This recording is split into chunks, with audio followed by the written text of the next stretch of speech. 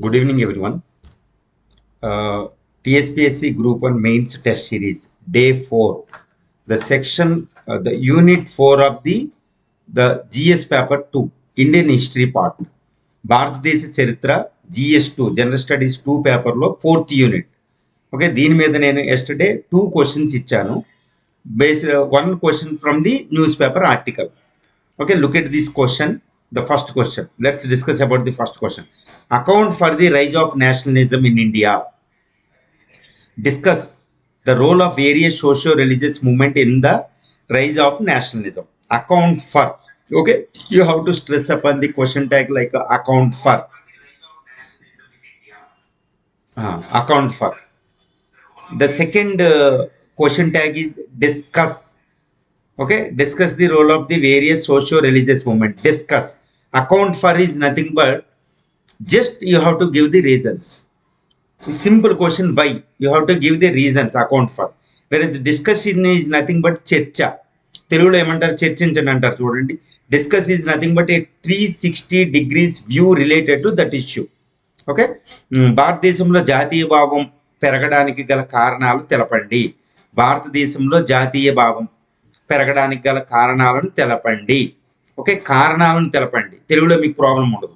వేరే వివిధ సామాజిక మత సంస్కరణోద్యమాలు దేశంలో జాతీయ భావం పెరగడానికి ఏ విధంగా తోడ్పడ్డాయి వివరించండి. Okay, you should explain the link between the socio religious movements and the rise of nationalism.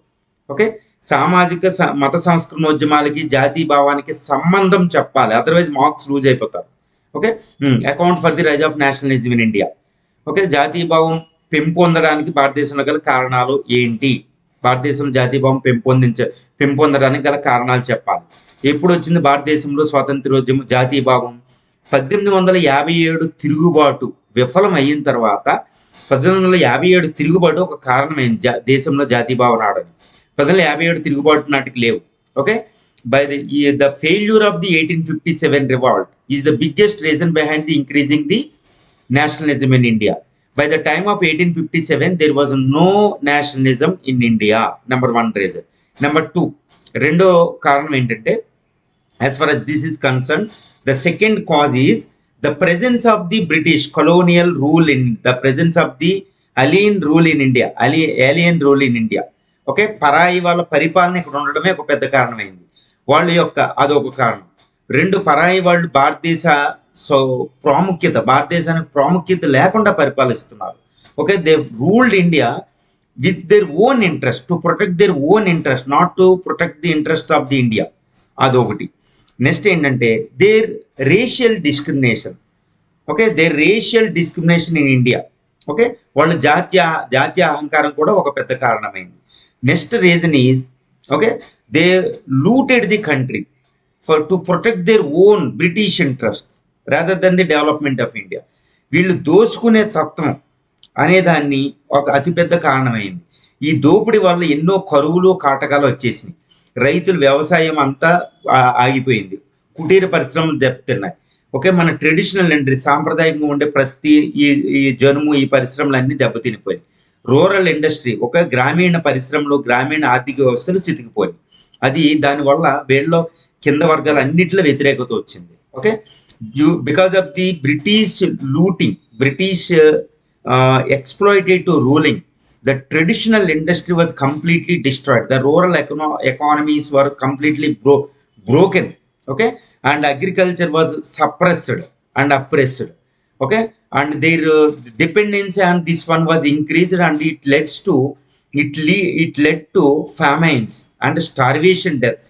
Okay, during the entire British rule, even the 1857, immediately after 1857, 1860s, 1870s, we had the experience of the drought and famines. Okay, this increased the discontentism against the British among the all people. This was taken advantage. Okay, ఈ అసంతృప్తిని మనం ఓడిసిపట్టుకున్నాం. The formation of 1857, Indian National Congress in 1885, జాతీయ కాంగ్రెస్ 1885 ఏర్పడడం కూడా ఒక పెద్ద కారణమైంది. Okay, తర్వాత మోడరేట్స్ యాక్టివిటీస్, తర్వాత ఎక్స్ట్రీమిస్ట్స్, అదేవిధంగా media. Okay, the western media అనేది ఇండియాలో కూడా డెవలప్ అయ్యి ప్రింటింగ్ ఇవి డెవలప్ అయ్యి ఇవంతా ప్రసారం చేయబడింది. ఓకేనండి.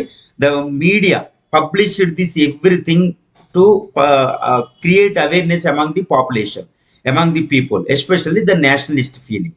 అదొకటి పెద్ద కారణమైంది, even in the among the vernacular language and nationalistic poetry. Okay, జాతీయ సాహిత్యం, నేషనలైజ్డ్ సాహిత్యం అనేది అభివృద్ధి చెందింది ప్రతి భాషలో కూడా. That is another reason. ఇంకా వెస్టర్న్ ఎడ్యుకేషన్ అదొకటి. తర్వాత సామాజిక ఆర్థిక సంస్కరణ, సామాజిక మత సంస్కరణ ఉద్యమాలు అతిపెద్ద కారణమైంది. ఆ తర్వాత కూడా మాట్లాడుతాం మనం. Okay, socio religious movements created conducive atmosphere to increase the nationalism in India, అదొకటి అయింది. ఈ విధంగా ఏంటంటే అన్ని కారణాలు. తర్వాత నేషనల్ కాంగ్రెస్, ఈ విధంగా అన్ని కారణాలన్నీ వచ్చినాయి. తర్వాత western education has broken the traditional attitudes, traditional beliefs. ఈ వెస్టర్న్ ఎడ్యుకేషన్ వల్ల ఏంటంటే ఈ రేషనలిస్టిక్ యాటిట్యూడ్ అనేది ఇంక్రీజ్ అయింది. తర్వాత rising the middle class, okay, మధ్య తరగతి వర్గం పెరగడం, పశ్చిమ దేశాల ఐడియాలజీ పెరగడం. ఓకే, ఇవన్నిటి వల్ల జాతీయ భావం రైజ్ అయిందని నీట్గా ఎన్నో కారణాలు ఉంటాయి అనమాట. ఇవన్నీ రాసేసుకోవాలి. ఇక ఎంత ఎక్కువ రాస్తే అంత మంచిది. పాయింట్ వైజ్లోనే రాయాలి. అకౌంట్ ఫర్ అన్నారు, ఓన్లీ మిమ్మల్ని కారణాలు అడిగాము, ఇక్కడ ఏమి ఎక్స్ప్లెనేషన్ అడగలేదు. Okay, next one is discuss, చర్చించండి. ఈ socio religious movements, how the socio religious movements help to rise the nationalism.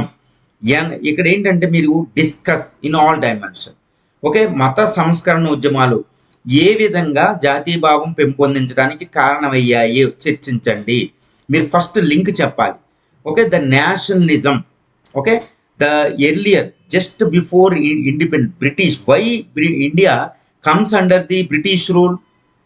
Okay, the British ఈ భారతదేశం అనేది ఒక చిన్న దేశం అనేది ఎక్కడి నుంచి యూరోపియన్ నుంచి వచ్చిన బ్రిటిష్ కిందకి ఎందుకు వెళ్ళిపోయింది? అది ఎందుకంటే because of the stagnated the socio cultural progress.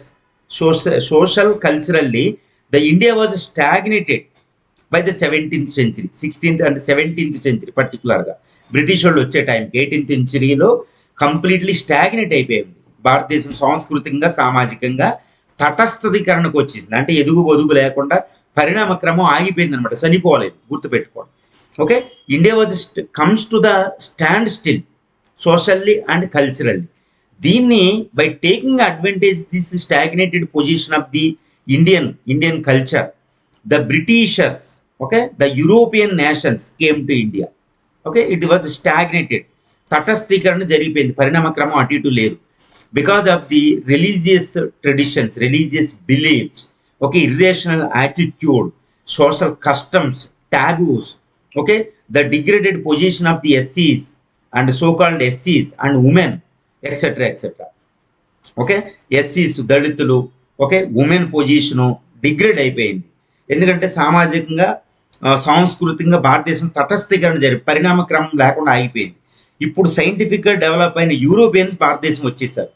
ఓకేనా, ఇది ఇప్పుడు ఏమైందంటే ఇప్పుడు స్వాతంత్రం, in order to rise the independent nationalism first we should break this socio religious entanglements. ఈ సామాజికంగా ఆర్థికంగా ఈ సంఖ్యలను తెంచకపోతే జాతీయ భావం రాదు.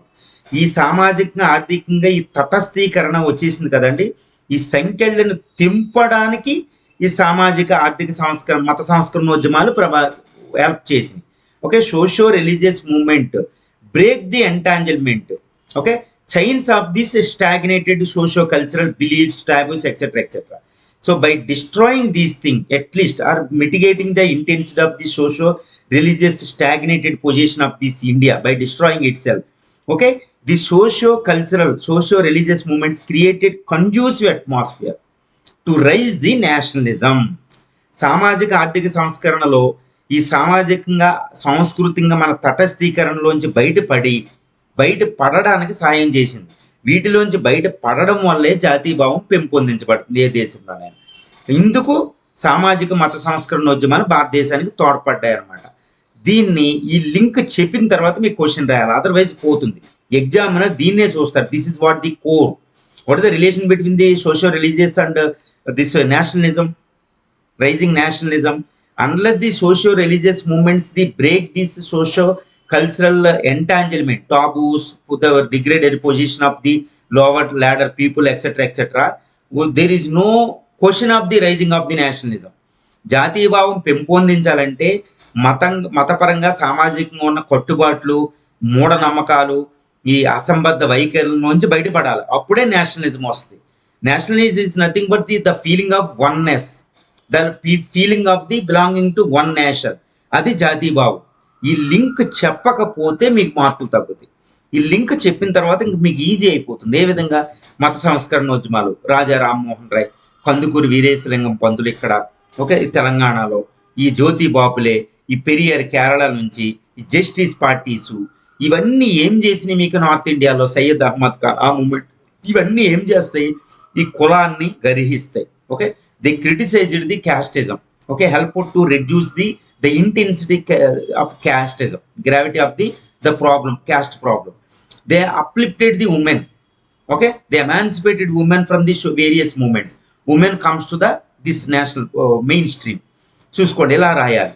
తర్వాత కొన్ని కట్టుబాట్లు, సతీ నుంచి బయటపడడం, తర్వాత women education, lower caste education, establishment of the educated institutes, okay, educational schools etcetera, తర్వాత ఇంగ్లీష్ ఎడ్యుకేషన్, వెస్టర్న్ ఎడ్యుకేషన్, హేతుబద్ధతని పెంపొందించడం, ఇలా అన్నీ చేస్తారనమాట. వాటిని బద్దలు కొట్టడం వల్ల there were condition to rise the nationalism. ఇవన్నీ మీకు ఎగ్జాంపుల్స్ ఇచ్చేస్తారు. ఈ మీడియా ద్వారా, వీటి ద్వారా, పుస్తకాల ద్వారా ఇవన్నీ చేసింది. ఇది రాస్తే మీకు అద్భుతం అనమాట. చర్చించండి అంటే ఒక విశ్లేషణ కనిపించాలి మీకు. ఓకే, అప్పుడు అయిపోతుంది. Okay, this is what the question. Next question. The 1857 revolt appears to be in vain, okay, in its objective, but it had been a perennial source of inspiration to the latter long national struggle and succeeded in emancipating India from the British yoke. Analyze. 1857 సిపాయిల తిరుగుబాటు దీని లక్ష్యం విషయంలో విఫలమైనట్లు కనిపిస్తున్న తర్వాతి దీర్ఘకాల స్వతంత్రోద్యమానికి ఇది ఒక జీవనదిలో ఉత్ప్రేరకంగా పనిచేసి దేశాన్ని బ్రిటిష్ దాస్య శృంఖలాల నుంచి విముక్తం చేసిందని చెప్పవచ్చు. విశ్లేషించండి. అంటే 1857 was okay failed in it's objectives. Okay, it appears to be failed in it's objective in 1857 because of so many reasons. No organized strategy, no sufficient army, no unity among this one, no support by this landlords and middle class, educated class, etc. This is spread to only partial location of the country. But however, this mighty British suppressed it. Okay, the entire leadership of the 1857 were annihilated. Okay, 1857 తిరుగుబాటు ఏంటంటే మొత్తం ఫిజికల్గా చెప్పాలంటే మొత్తం నాశనం అయిపోయినట్టు కనిపిస్తుంది అనమాట. విఫలం అయిపోయింది దాని ఆబ్జెక్టివ్స్లో, దాని లక్ష్యంలో విఫలం అయినట్టు పైకి కనిపిస్తుంది. ఓకే, ఎంటైర్ లీడర్షిప్ చంపేశారు బ్రిటిష్ వాళ్ళు. ఝాన్సీ లక్ష్మీబాయి, నానా సాహెబ్, తాంతీతో మొత్తం చనిపోయారు లీడర్స్. అందులో ఎవరో లేరు, లేకపోతే పారిపోవడం జరిగింది, ఎగ్జైల్కి వెళ్ళిపోవడం జరిగింది. ఎందుకంటే ఎన్నో కారణాలు ఉన్నాయి. అవన్నీ పెద్దగా చెప్పకుండా జస్ట్ కామాలు పెట్టి లేపేయాలి.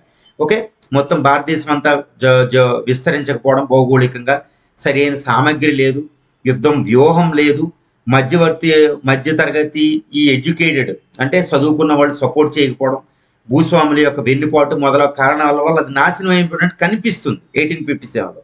But however it the spirit that has rekindled the nationalism, the spirit that rekindles during this movement, this in fact ignited the nationalism in the country. అది ఒక మనం అంతా ఒక దేశం, ఈ దేశానికి స్వతంత్రం కావాలి అనుకుని వాళ్ళు పోరాడని విధానం ఏంటంటే అది అంతమైన, అది తర్వాత నేషనలిజానికి రాజుకోవడానికి, రగుల్చుకోవడానికి ఉపయోగపడింది. అందువల్ల తర్వాత దాని మూమెంట్ తర్వాత ఎన్ని పరిణామాలు వచ్చినాయంటే ఈ మూమెంట్లో నుంచే తర్వాత జాతీయ కాంగ్రెస్ ఏర్పడడానికి కారణమైంది. ఎలాగంటే ఈ British the Indians could not defeat the mighty British Empire if you used the physical force. That is the biggest lesson from the 1857 revolt.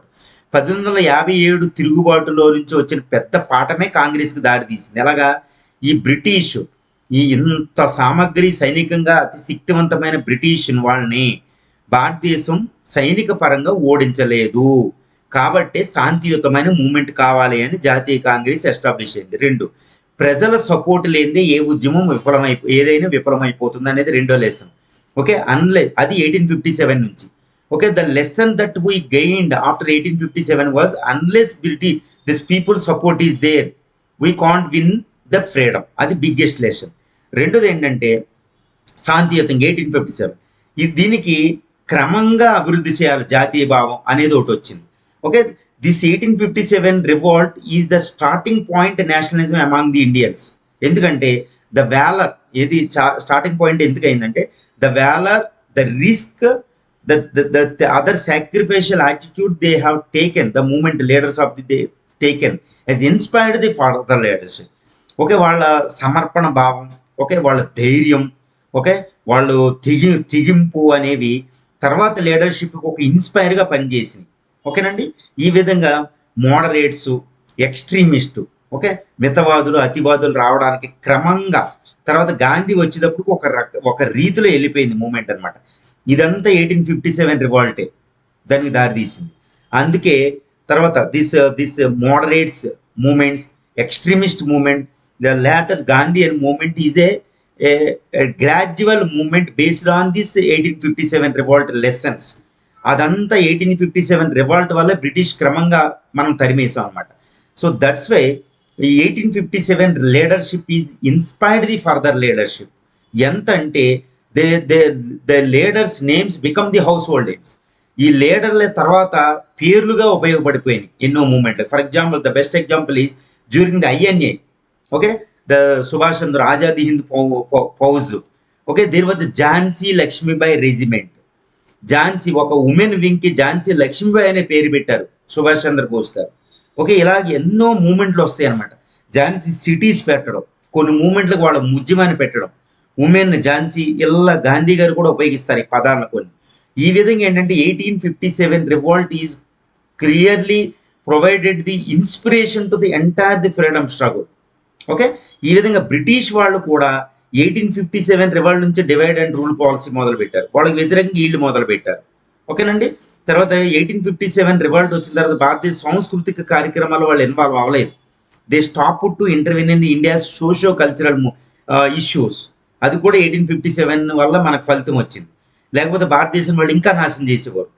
చాలా జాగ్రత్తగా ఉన్నారు. British were alerted because of the 1857 revolt. Okay, that failed, but that made the British alert that don't intervene in the India socio cultural movement.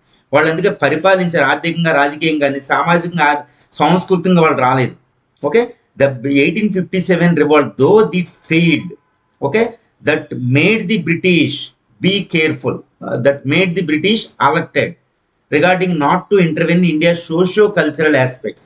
లేదా వాళ్ళు ఇంకా నాశనం చేసేది British వాళ్ళు. So in this way 1857 revolt, of course it appears to be failed, but it inspired the and finally succeeded in 1857 by emancipating India, liberating India from the British yoke, mighty British. ఈ విధంగా 1857 తిరుగుబాటు విఫలం అయినట్టు కనిపిస్తున్నా అదే ఉత్ప్రేరకంగా పనిచేసి ఎంతో ఉత్సాహాన్ని ఇచ్చి తర్వాత కొన్ని దశాబ్దాల పాటు ఈ ఫ్రీడమ్ మూమెంట్ని, స్వతంత్రోద్యమాన్ని ముందుకు నడిపించడానికి కావలసిన ఒకే సాహసాన్ని, ఒకే ఇన్స్పిరేషన్, దాన్ని ఉత్ప్రేరకాన్ని ఇచ్చి 1947లో భారతదేశం విముక్తి చెందడానికి అది దారితీసింది. ఈ విధంగా 1857 రివాల్ట్ అనేది విఫలం అవ్వలేదు పూర్తిగా. ఓకే, ఇది చక్కగా రాయాలి విశ్లేషణ. అందుకే మీకు అడిగింది విశ్లేషణ అని అడుగుతాం. కానీ కొన్ని ఎగ్జాంపుల్, ఝాన్సీ రెజిమెంట్ అని, కొన్ని మూమెంట్లని, తర్వాత ఎలా వచ్చింది, ఇంకెప్పుడు సైనిక తిరుగుబాటు జరగలేదు. అది పెద్ద లెసన్ అనమాట, బ్రిటిష్ ఓడించలేము కాబట్టి. ఓకే, బ్రిటిష్ వాళ్ళు కూడా అలర్ట్ అయ్యారు. ఇలా విశ్లేషణతో రావాలి. This is what the UPSC level questions అండి. Okay, next third question, it is a dynamic question from the yesterday's this Eenadu paper. Okay, ఈనాడులో ఒక ఆర్టికల్ వచ్చింది. It comes under the governance and science and tech. Okay, governance కానీ science and technology కింద కానీ ఎక్కడైనా మిమ్మల్ని అడగొచ్చు. ఓకే, నమూనా digital India bill 223, digital India bill, నమూనా digital draft digital India bill 223లోని ముఖ్య అంశాలు ఏవి? ఓకే, ప్రస్తుతం వివిధ సైబర్ మరియు డిజిటల్ సవాళ్ళ దృష్ట్యా దీని ప్రాముఖ్యతను గురించి వివరించాను. నేను ఆర్టికల్లో కూడా చాలా విషయాలు ఉన్నాయి. What are the silent features of the draft digital India bill 223? Discuss its importance in view of the recent various digital and cyber challenges. Okay, ఈ IT Act, India, okay, brought the IT Act in 2000, Information act, information technology act. ఈ IT act సమాచార bill, సమాచార చట్టం 2001 తీసుకొచ్చింది. కానీ 2000 నుంచి చూస్తే అద్భుతమైన ఈ శాస్త్ర సాంకేతిక రంగాలు ఎంతో ప్రగతి వచ్చేసింది. ఇప్పుడు ఏఐ వరకే ఈ సైబర్లో కూడా ఎంతో విప్లవాత్మక మార్పులు వచ్చేసి. Okay, since bring the IT act in 2000, okay, by 2023 there had been a revolutionary technologies came up to artificial intelligence and cyber security, cyber crime, etc. In order and various socio political changes, సామాజికంగా ఆర్థికంగా కూడా ఎన్నో మార్పులు వచ్చింది దాని మీద. ఎందుకంటే అది రెవల్యూషనరీగా యూజ్ చేస్తున్నాయి in terms of governance, in terms of everywhere. అందువల్ల ఏంటంటే ఈ కొత్త సవాళ్ళ కోసం ఎలా మీట్ అవ్వాలనే కోసం the government is brought the draft India bill 223. ఇప్పుడు మినిస్టర్ ఆఫ్ ఇన్ఫర్మేషన్ టెక్నాలజీ ఇదేం చేసింది, డ్రాఫ్ట్ బిల్ని ప్రజల అభిప్రాయాల సేకరణకు పెట్టిందనమాట. ఇప్పుడు అందుకే ఇది issue. Okay, this is the ministry of information and technology is put the in it's government website to illicit the public opinion for this digital India bill 223. Now it is gathering the public opinions based on this one. That's why it is in the news. Okay, ఇది చాలా important bill అనమాట. ఎందుకంటే there are a lot of controversy issues are there regarding. ఇందులో ఏంటంటే కొన్ని ముఖ్య అంశాలు చెప్పాలి. ఇప్పుడు ఈ ఆర్టికల్లో మీరు లేదు, ఏ ఆర్టికల్లో మీరు గ్రహించుకోవాలి.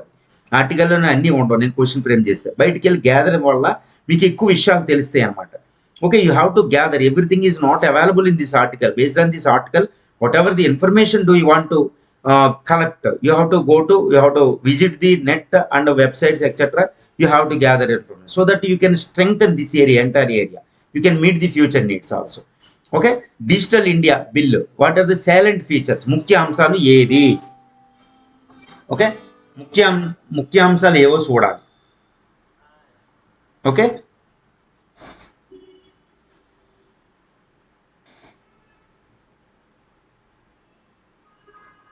ఈ ముఖ్య అంశాలు ఏవి, డిజిటల్ ఇండియా బిల్లోని ముఖ్య అంశాలు ఏవో చూడాలండి. ఈ ముఖ్య అంశాలు ఏంటి? ముఖ్య అంశాలకు వస్తే ఇప్పుడు ప్రస్తుతం ఏంటంటే డిస్ఇన్ఫర్మేషన్ అనేది ఎక్కువైపోయింది. ఈ డిస్ఇన్ఫర్మేషన్ ఎలా డీల్ చేయాలి అనేది ఒకటి. రెండోది ఏంటంటే ఇన్ఫర్మేషన్ అంతప్పుడు షేర్ చేసేవారు అనమాట. మీకు అది షేర్ చేయడానికి ఒకటి ఉండేది, మీకు సేఫ్ హార్బర్ అనేది ఒకటి ఉండేది ఇన్ఫర్మేషన్ యాక్ట్లో.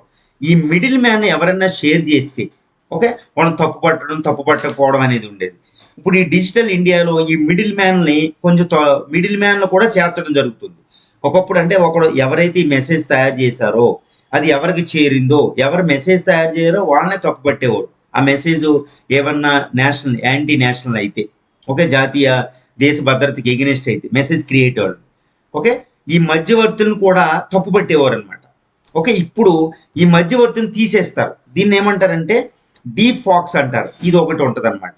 ఇది చాలా కాంట్రవర్షియల్ అయింది. ఓకే, రెండు ఏంటంటే ఇన్ఫర్మేషన్ డేటా రిలేటెడ్గా, డేటా అనేది ఇండియాలోనే షేర్ అవ్వాలి.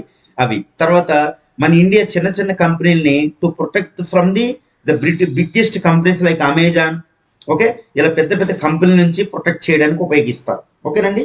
తర్వాత డిస్ఇన్ఫర్మేషన్, ఈ నేషనలిజానికి ఏంటంటే మీకు ఈ డిస్ఇన్ఫర్మేషన్ ఎక్కువైపోయింది. ఎలా ఎక్కువైపోయిందంటే భారతదేశ ప్రజాస్వామ్యం జాతీయ భద్రతకి ఎగ్నెస్ట్ అయిపోయింది. To against the national security and against Indian democratic setup అనమాట. ఈ టెర్రరిజం వీళ్ళు వాడుకోవడం జరుగుతుంది. So how to protect it అనేది ఒకటి. తర్వాత to protect the privacy of the citizens, article 19 we have various privacies, freedom of the speech, etcetera. దాన్ని ఎలా ప్రొటెక్ట్ చేయాలి, ఇవన్నీ ఇష్యూస్ ఉన్నాయన్నమాట. ఈ ఇష్యూస్ కొన్ని గ్యాదర్ చేసుకోవాలి. ఒక 6 డజన్ వరకు మీరు గ్యాదర్ చేసుకుని పెట్టుకోవాలి ఎలాంటి సందర్భాల్లో. ఓకేనండి. ఆ బిల్లు ఇప్పుడు మోడిఫికేషన్ డ్రాఫ్ట్ బిల్ అయినా తర్వాత ఎక్కువ పెద్ద చేంజెస్ అయ్యే అవకాశం ఏం లేదు. పబ్లిక్ ఒపీనియన్ కూడా ఎక్కువగా ఎగ్నెస్ట్గా ఏమి ఉండదు, అదొకటి. తర్వాత how it is very important in view of the recent challenges. ఇప్పుడు సైబర్ సెక్యూరిటీ చాలా ఎక్కువైపోయింది. చైనా, పాకిస్తాన్, ఇప్పుడు నార్త్ కొరియా, కొన్ని ఈవెన్ అమెరికన్ వాటిని కూడా సైబర్ సెక్యూరిటీ చాలా ఎక్కువైపోయింది. So it is threatening the war. ఇప్పుడు రష్యా ఉక్రెయిన్ వార్ జరుగుతుంది. This war is also known as hybrid war అంటారు. అంటే డైరెక్ట్గా ఫిజికల్గా భౌతికంగా అటాక్లు ఉండవు, త్రూ సైబర్ కూడా ఉంటుంది. This is more danger than the direct war అనమాట. సో రీసెంట్గా ముంబైలో ఇది ఆగిపోయింది పవర్ మొత్తం. ఓకే, అదంతా the cyber attacks from the China అనమాట, హ్యాకర్స్, చైనీస్ హ్యాకర్స్. దీన్ని ప్రొటెక్ట్ చేసుకోవాలి. అంటే సైబర్ సెక్యూరిటీ మెజర్మెంట్ కూడా ఈ ముఖ్యాంశంలో ఒక భాగం అనమాట. ఒక స్పెషల్ టీమ్స్ని ఎస్టాబ్లిష్ చేస్తారు. ఒక ఈవెన్ సివిల్ క్రిమినల్ ప్రొసీజర్ కోడ్లో కూడా కొన్ని మార్పులు చేస్తారు దీన్ని పనిష్ ఇచ్చే విధంగా. అందువల్ల న్యూ ఛాలెంజెస్ మనం తట్టుకుంటాం. సో బయట నుంచి వచ్చే సైబర్ అటాక్లు మన చట్టాలు వెళ్ళి వాళ్ళని పట్టుకోలేవు, కానీ దాని నుంచి రాకుండా ఆవిద్ది సైబర్ సెక్యూరిటీ టీమ్స్ ఎస్టాబ్లిష్ చేస్తారు, కోఆర్డినేషన్ ఎస్టాబ్లిష్ చేస్తారు. ఇదంతా దీంట్లో ఉంది, ఈ మెకానిజం అంతా. తర్వాత ఇంకా ఎన్నో మార్పులు జరుగుద్ది. ఈ సైబర్ ఎడ్యుకేషన్ ఇవన్నీ ఉంటుందన్నమాట.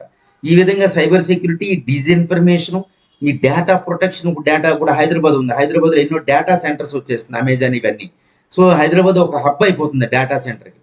ఈ డేటా అనేది ఇండియాలోనే ప్రొటెక్ట్ చేయాలి. ఇప్పుడు మన ఇండియా ఇప్పుడు నేషనల్ పాపులేషన్ రిజిస్టర్ అని, ఆధార్ ఇన్ఫర్మేషన్ ఉంది. వేరే కంపెనీలతో వాళ్ళు ఈ డేటాను మన సెంటర్ లేకపోతే వేరే దేశాల్లో వాళ్ళు పెట్టారనుకోండి, పెట్టారనుకోండి, if protected hour data in other countries that will be harm our national security. అందువల్ల ఈ డేటా సెంటర్స్ ఇక్కడే ఉండాలన్నమాట. సో ఈ విధంగా ఎన్నో మార్పులు ఉంటాయి. So that we can meet the various challenges, security challenges, national challenges and various challenges to protect the our democracy etcetera. ఇవి తర్వాత సైబర్ క్రైమ్ చాలా ఎక్కువైపోయింది. రోజు ఎన్నో మోసాలు వచ్చేస్తుంది సైబర్ క్రైమ్. సో దీన్ని తట్టుకోవాలంటే ఈ యాక్ట్ కావాలి, ఈ సైబర్ సెక్యూరిటీ యాక్ట్ అనేది. ఓకే, డిజిటల్ ఇండియా బిల్ అనేది చాలా అద్భుతంగా తయారు చేశారు in order to meet the new challenges. అదేవిధంగా ఆర్టిఫిషియల్ ఇంటెలిజెన్స్, ఈ ఆర్టిఫిషియల్ ఇంటెలిజెన్స్ ఎలా రెగ్యులేట్ చేయాలో కూడా అర్థమవుతలేదు. ఈ రెగ్యులేషన్ కొంచెం బేస్ అనేది ఇక్కడ స్టార్ట్ అవ్వబోతుంది అనమాట. సో ఆర్టిఫిషియల్ ఇంటెలిజెన్స్ రెగ్యులేట్ చేయకపోతే చాలా ప్రమాదం అనమాట. సో ఇది స్టార్టింగ్ పాయింట్ అవ్వబోతుంది. ఇందులో ప్రత్యక్షంగా లేకపోయినా some various issues in this digital India bill may control this, even this or may leads to this to control this AI, this forthcoming AI అన్నమాట. అది కూడా జరుగుతుంది.